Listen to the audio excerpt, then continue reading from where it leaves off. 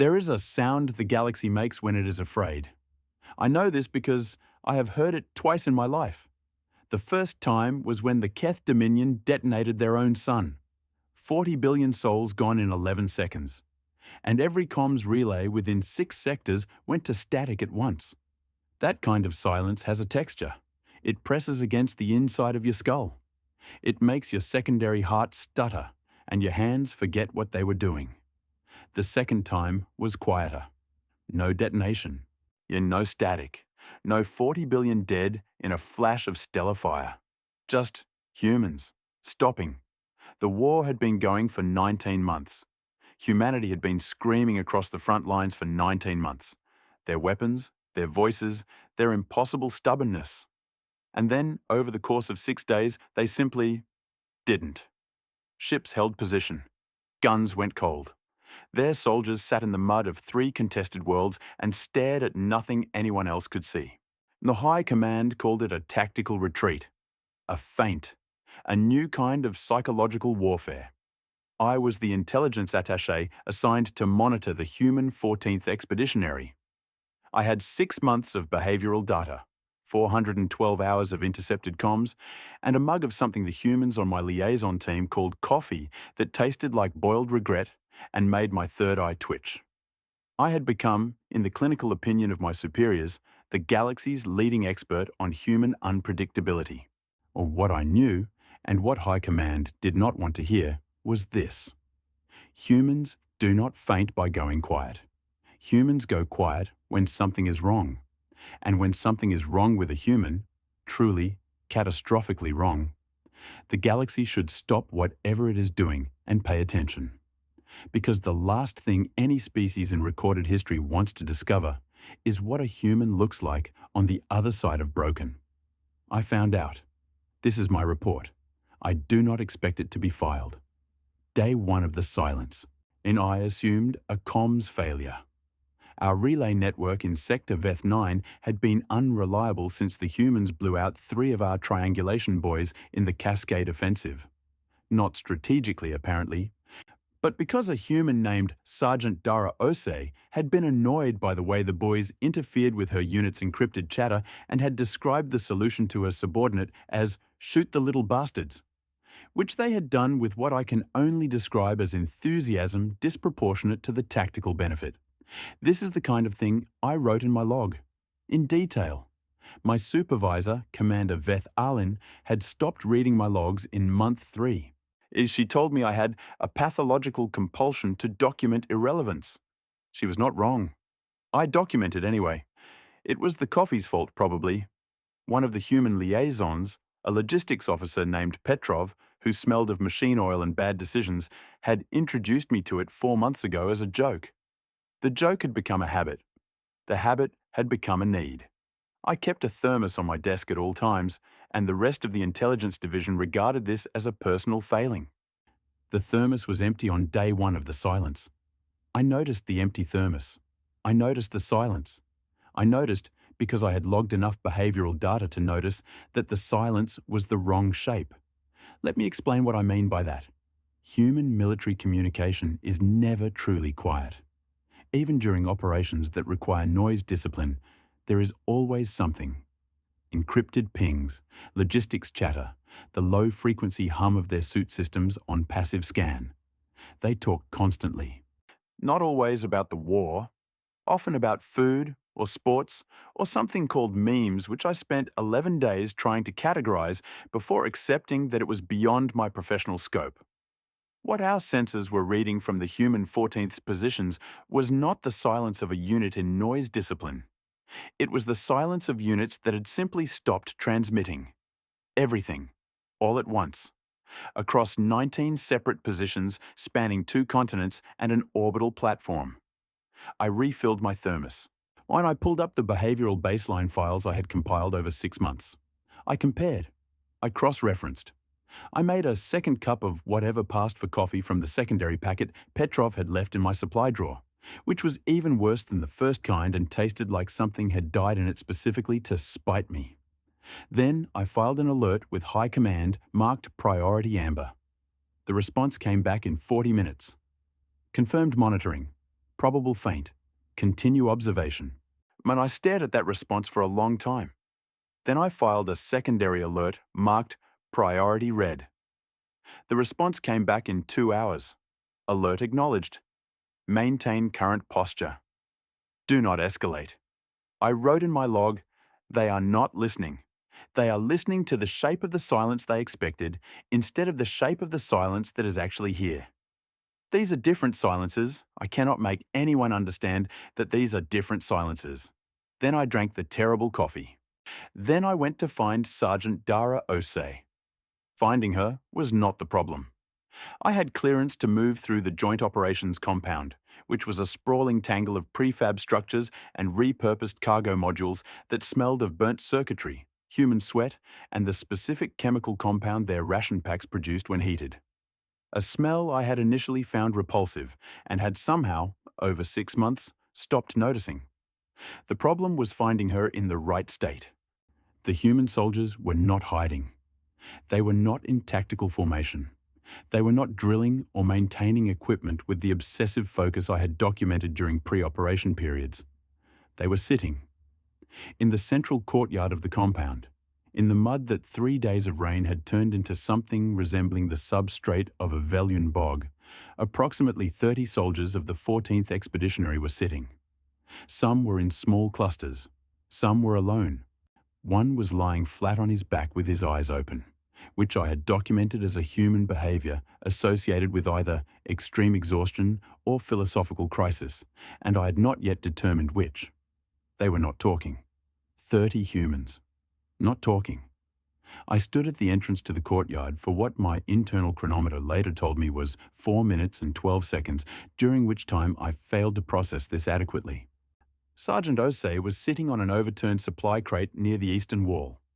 She was a small woman, darker skinned than most of the unit's human roster, with close-cropped hair and a scar along her jaw that she had never explained and that I had never asked about because 6 months of behavioral observation had taught me that asking Osei about her scars was in the same category as asking the Veth sun why it was hot.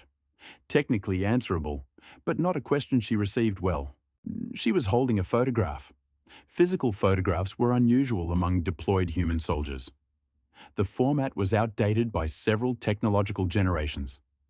I had noted exactly 3 other instances of physical photographs in my 6 months of observation, all associated with significant emotional events. I sat down across from her on an adjacent crate. This was not standard intelligence attaché protocol. I sat down anyway. She did not look up. "You're going to ask me what's happening," she said. "I was going to ask if you had any of the better coffee packets." She looked up. Her eyes were red-rimmed. Humans produced liquid from their ocular structures during emotional distress. I had read about this extensively. I had never actually observed it in Sergeant Osei, who I had previously categorized as resistant to visible emotional expression under pressure. She reached into her jacket pocket and pulled out a packet, tossed it to me. "Reyes is dead," she said. And I had 17 files on Corporal Emilio Reyes. He was 23 years old by human reckoning. He had a habit of singing badly in the showers at 0600. He had been Osei's second in command since the unit's deployment. He had been, by every metric I tracked, the person she relied on most. "When?" I said. 6 days ago." 6 days.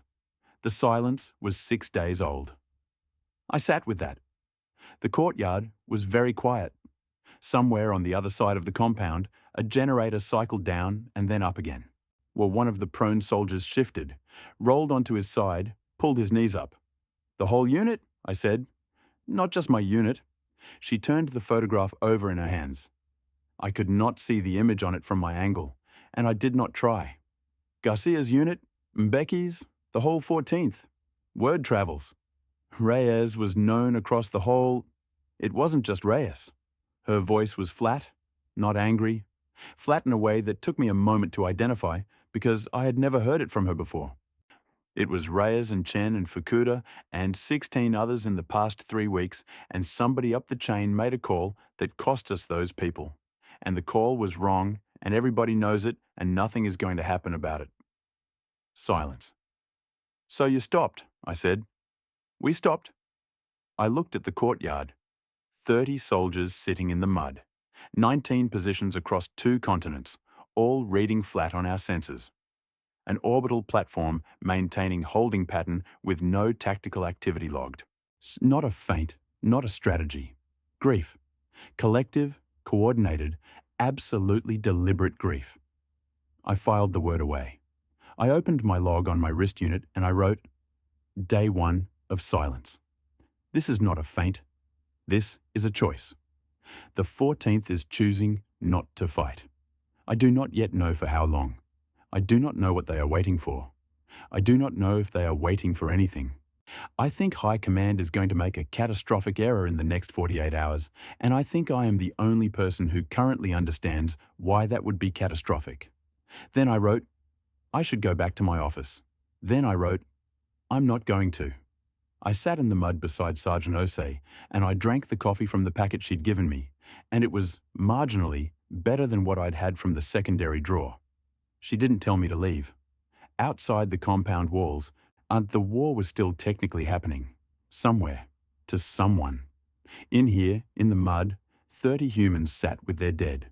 And I wrote it all down, because someone had to. On day 2, High Command sent a communications officer to restore operational tempo.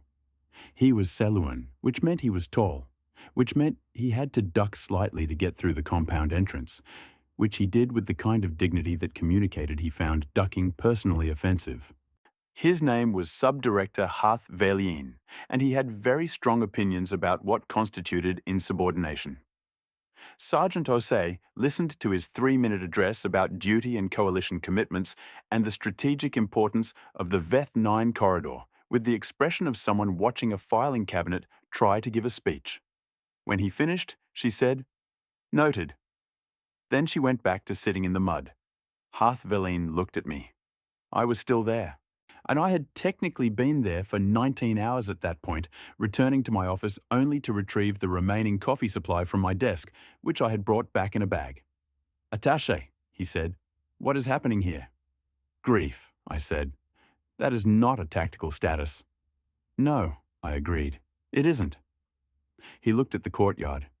He looked at Osei. He looked at the soldier who was still on his back in the mud. A different one now. But they had been cycling through, and at the clusters of humans sitting in configurations that my behavioral models told me represented mutual comfort behavior, but that probably looked, to Hath Velien, like a catastrophic breakdown in military discipline. Order them to stand down from this, he started. I would not recommend that, I said. He drew himself up, which, given his height, was genuinely impressive. You are an intelligence attaché. Yet you do not give recommendations about... Subdirector? I kept my voice level. I had been keeping my voice level for 2 days, and I was running low on the resources required to keep my voice level. I have 6 months of behavioral data on this unit. I have documented 17 escalation sequences. I know what happens when you apply external pressure to a human grief response that has not run its course. And what happens? I looked at the courtyard. I thought about Sergeant Osei, and who had sat in mud for 2 days holding a photograph and had not once raised her voice, who had given me a coffee packet and not told me to leave. Nothing good, I said. Nothing we have models for. Hath Velien left. I stayed. My log entry that night read, Day 2. High Command has been informed. They will not listen. Something is building in this compound that I do not have the taxonomy to describe. It is not rage, it is not despair. It is something that requires all the space it is taking up. And when it finishes taking up that space, I think the 14th is going to do something that nobody is prepared for, including me, especially me. The coffee is almost gone. I should have brought more coffee. On day 4, they started talking again.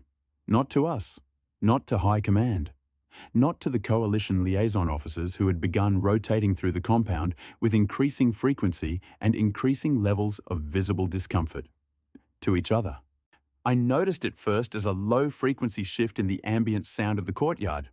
Not words exactly, but the sound of words being exchanged in low registers, faces tilted toward each other, hands moving occasionally in the slow gestures that in my behavioral documentation I had labeled emphasis without urgency.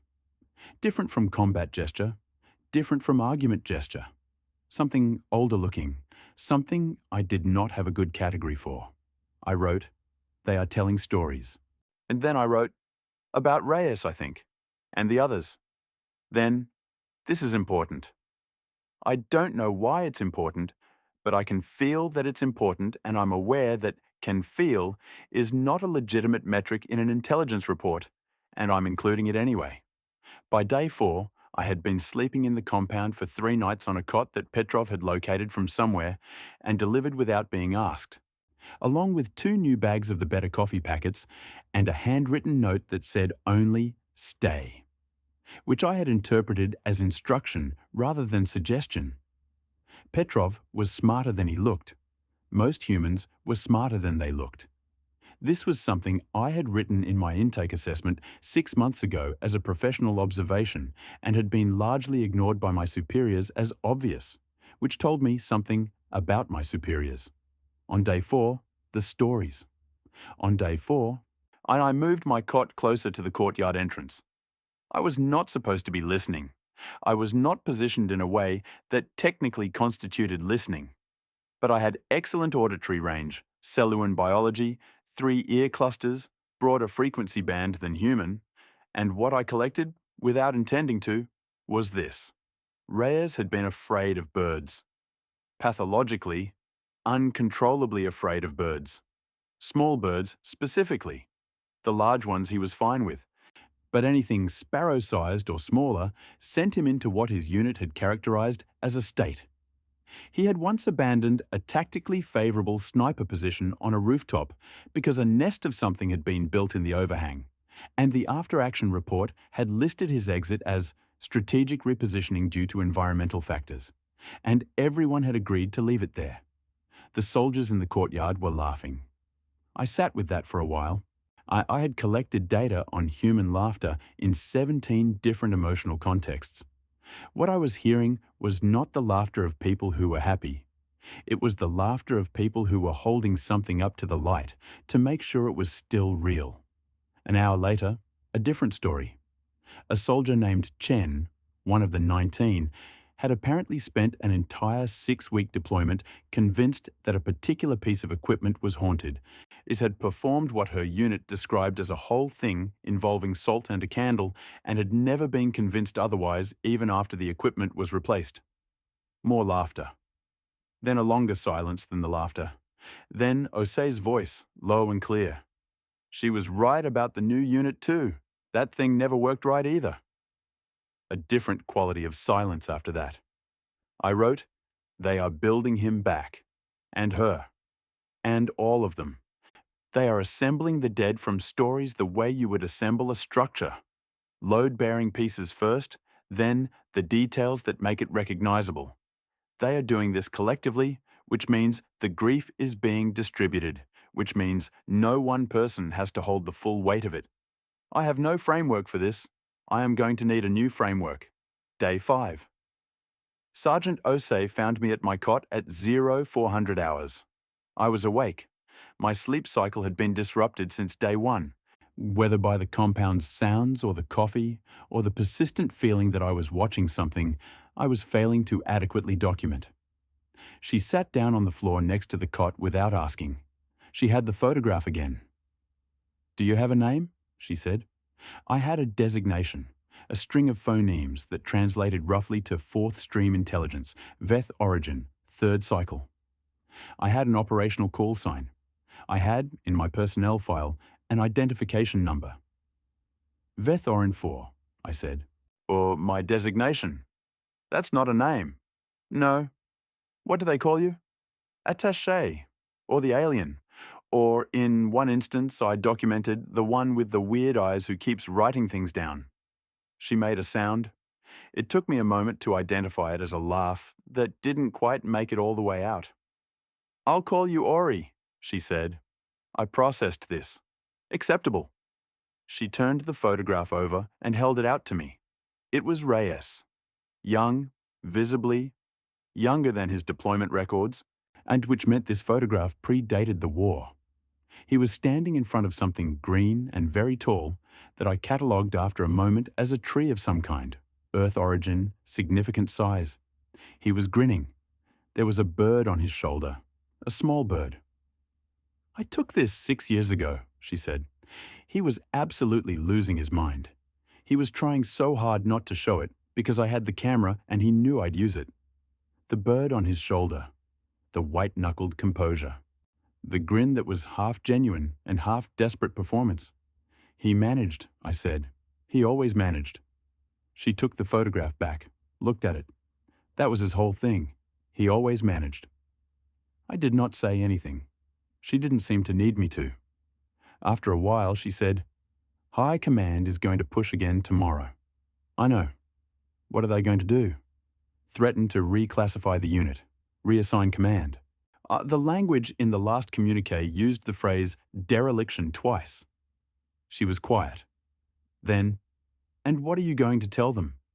"What I've been telling them." "Which they won't listen to." "Correct." She looked at the photograph one more time, folded it carefully, 4 folds, precise, the way I had seen humans fold things they intended to keep, and put it back in her jacket. "We'll be ready on day 6, she said. I looked at her. "Ready," I said. "Yeah? Ready for what?" She stood up, brushed mud off her jacket in a gesture that accomplished nothing, since the jacket was more mud than jacket at this point. "You'll see," she said. I wrote, Day 5, 0421 hours. Osei says they will be ready on day 6. I do not know what ready means. I do not know what they have been building toward, whether the story sharing and the sitting and the collective grief have been processing toward an end state, or whether the end state was never the point. I think I have been thinking about this wrong. I think grief is not a passage between 2 points. I think, for them, for humans, in this configuration, grief is a weight that has to be held together before it can be carried. They have been holding it together. Tomorrow, they are going to carry it. I should sleep. I should definitely sleep. Sub-Director Harth Verleen arrived at 0900 on day 5 with a junior officer, a formal written notice, and the particular expression of someone who had decided that decisiveness was more important than information. Osei wasn't in the courtyard. I found this notable. The courtyard, for 5 days, had been the gravitational center of the unit's collective stillness. Its emptiness at 0900 was a data point. Harth Verleen found me instead. "Attaché," he said. "The notice has been filed. The 14th is being formally classified as non-operational pending command review. Sergeant Osei is to report to—" "Where is Sergeant Osei?" I said. He blinked. "I was about to ask you, where is the unit?" It was not, technically, my jurisdiction to ask. Harth Verleen's expression communicated that he was aware of this. But something in my voice, possibly the flatness of it, possibly the 5 days of terrible coffee and no adequate sleep behind it, made him pause. "The compound shows full occupancy," his junior officer said, reading from a wrist unit. "All personnel accounted for. They're inside. The maintenance bays, the repair stations. The armory requested a full inventory log at 0700. The armory." I stood very still. Armory. "They're cleaning their equipment," I said. Harth Verleen looked at me. "That is, they're cleaning their equipment," I said again, because it needed saying twice to be real. "They serviced their weapons. They ran inventory. They are in the maintenance bays, which means they are performing equipment checks. Which meant the silence was over. Not because High Command pushed, not because a notice was filed, not because of anything external at all, because they were ready, because the weight had been held long enough to be carried. Harth Verleen said something. I was already walking. I found Osei in the equipment bay at the far end of the compound. She was running a calibration check on a weapon I had documented extensively. Long-range precision, modified stock, a series of additions to the scope housing that Reyes had apparently made himself over 2 years, which I knew because Ose had told me this at 0421 this morning. She had his weapon. She looked up when I came in. Told you, she said. What is the target? I said. She told me. I wrote it down. My hands were not entirely steady when I wrote it down. This was, I noted in my own log, the first time in my career as an intelligence attaché that my hands had been unsteady during a field notation. The target was the command installation responsible for the order that had killed 19 people. Not the enemy. Not another front line. Ours. I want to be precise about what I did next. I am going to be precise about it because I expect this report to be read by people who will want to characterize my actions in a particular way, and I want the record to reflect the sequence accurately. I had a secure comms channel to High Command active on my wrist unit. I looked at Osei, who was finishing her calibration check with the steady hands of someone who had made a decision and was at peace with it in a way that had nothing to do with comfort and everything to do with certainty. I looked at the 30 soldiers in that equipment bay, moving through their preparations with the quiet efficiency of a unit that had collectively held a weight for 5 days and had now collectively agreed on what to do with it. I closed the comms channel. I sat down on a supply crate, and I opened my log. I wrote, Day 5, 1,017 hours. I am going to be formally censured for what I am about to not do. I have made my peace with that. I want to note, for the record, that I have been filing accurate reports for 6 months and nobody has listened to a single one, and that this outcome is therefore less of a surprise to me than it will be to the people who will be surprised by it. I also want to note that the coffee has run out. I would like more coffee. I think I'm going to be here for a while. They moved at 0300. I know, because I was there. I know because I had made, at some point between the equipment bay and the night, a decision that I could not entirely account for. It was not in my nature to make unaccountable decisions. I was a documentation specialist. I catalogued things. I noted them and filed them and trusted the filing to mean something. It was what I had been trained to do. It was, in a professional sense, the whole of what I was. And yet, at 0300, when the 14th Expeditionary moved out of the compound in a column that made no sound worth recording, boots on mud, nothing else, I was 4 positions back, holding a bag with 2 remaining coffee packets, wearing a jacket that Petrov had silently handed me the previous evening, and I was moving with them. I want to be clear that nobody asked me to do this. Osei had looked at me when I fell into the column and said nothing. Not you shouldn't be here. Not this is not your operation. Just looked and looked away and kept walking, which I had chosen to interpret as consent. This was, I noted internally, perhaps not a rigorous interpretive framework. The night smelled of rain and the particular chemical compound that the compound's generators produced when they cycled down. A smell I had documented and never found a human analogue for. Wet metal. Something charred. The mud underfoot had the consistency of something that wanted to trap you. And the column moved through it with the practiced efficiency of people who had been moving through terrible terrain for 19 months and had stopped being annoyed by it and had reached the further shore of annoyance where everything is simply ground and you cross it because you cross it. I was not, it turned out, good at mud. I slipped twice in the first kilometre. The second time, a hand caught my arm before I went down. A large hand, firm, not urgent. I looked up. It was the soldier who had been lying on his back in the courtyard. I had never gotten his name. He didn't say anything. Steadied me. Let go. We kept moving. The command installation was not, by any military standard I had studied, a difficult target. This was the thing I had not written in my report, because it would have sounded like justification, and I'd been trying very hard to document without justifying. But it was true. The installation had been built with the expectation that it would never need to defend itself against the people it was commanding, because the people it was commanding were supposed to be in front of it, facing the other direction, dying for reasons that the installation had determined were strategically sound. 19 of them had.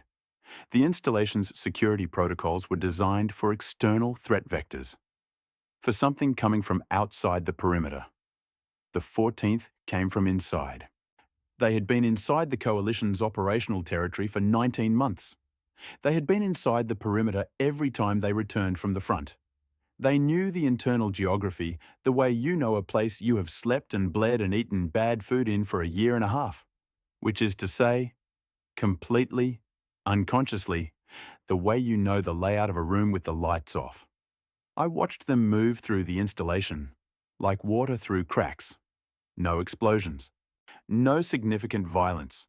This I want to be clear about, because I think the subsequent reports will characterize this differently. There were confrontations. There were individuals who attempted to physically impede the 14th's progress and who were removed from that position efficiently and without, in every case I directly observed, lasting injury.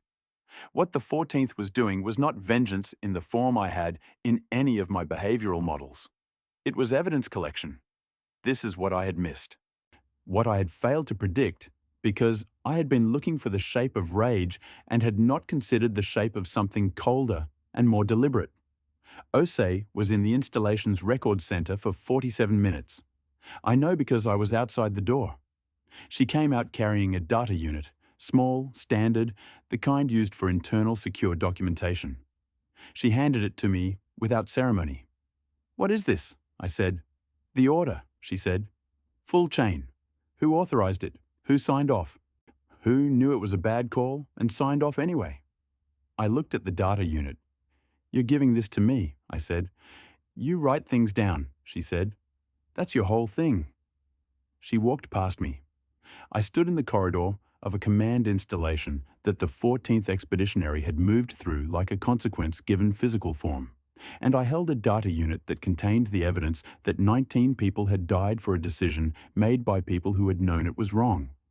And I thought about all the reports I had filed that nobody had read, and I thought about my log, which was very detailed and very accurate, and also read by approximately nobody. Then I thought about the fact that this data unit was not my report. This data unit was their report, and I was, apparently, the filing system. We were back in the compound by 0530. The sky was the particular color it goes before Veth 9's primary star crests the eastern ridge. Not quite dark, not yet light. A shade I had never found a word for in any language I spoke. I had documented it 17 times in my log as the between color, and each time had felt that this was inadequate and had written it anyway. Osei sat down in the courtyard.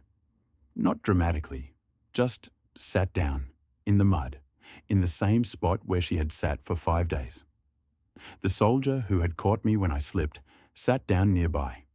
Others filtered back in. The compound reassembled itself around its own center of gravity. I sat down, but I put the data unit in my jacket pocket. I looked at the between-color sky. After a long time, Osei said, "You didn't call it in." "No. Why not?" I thought about this carefully. It seemed worth thinking about carefully, since I would be asked it again in formal settings, possibly under oath, and I wanted my answer to be accurate. "I have filed 47 reports in 6 months," I said.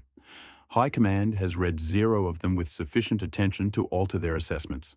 In Hathvalin threatened formal censure for providing accurate information. The operational framework that I work within has demonstrated consistently that it treats data as subordinate to assumption." I paused. "You, on the other hand, spent 5 days in the mud reading the actual situation with sufficient accuracy to produce a better outcome than anything High Command has modeled." Osei was quiet. "That's not really an answer," she said. "I know," I said. "I'm still working on the answer. I've been working on it since day one." The between color was giving way to the first real light. Veth 9's star was early this morning, or I had lost track of time, which was also possible. "Reyes would have hated this," she said. "The whole thing. Being the reason for it." "I know. He would have said we were being dramatic. Based on my data on Corporal Reyes, I believe he would have said something more specific and somewhat profane." She made the sound again. The laugh that didn't quite make it all the way out but was closer this time, closer to real. Yeah, she said, he would have. The formal inquiry began 12 days later.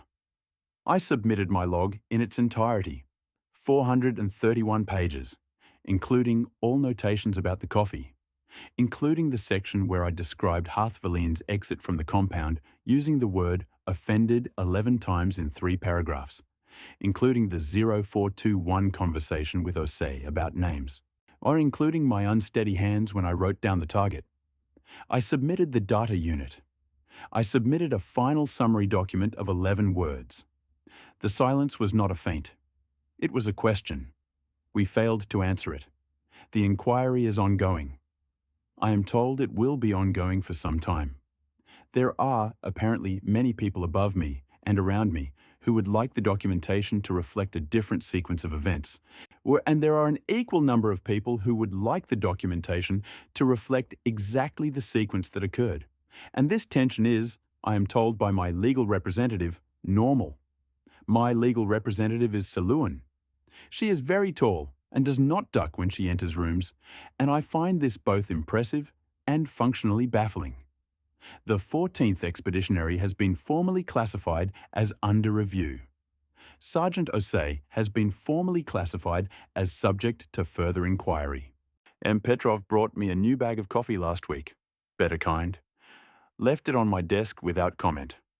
I have been drinking it and writing this and thinking about what Osei said on the morning of day 6, when the sky was between colour and the mud was still fresh and the data unit was in my pocket and the evidence was real and documented and present in a way that the 19 dead deserved it to be present. We'll be ready on day 6. Not we'll be angry. Not we'll have our revenge. Not we'll burn it down. Ready. As if grief, held long enough together, becomes something you can actually use. I have no framework for this still. I am building one. My log entry, final page, written this morning. Inquiry ongoing. Status, unresolved. Coffee, adequate. The 14th has been assigned to a holding compound pending review. I am told they are quiet. I am told this is worrying. I am not worried. I know what their quiet means now. It means they are holding something. Whatever the inquiry decides, whatever gets filed or redacted or reclassified, they are holding something together in there the way they always do. And when they're ready, they'll carry it.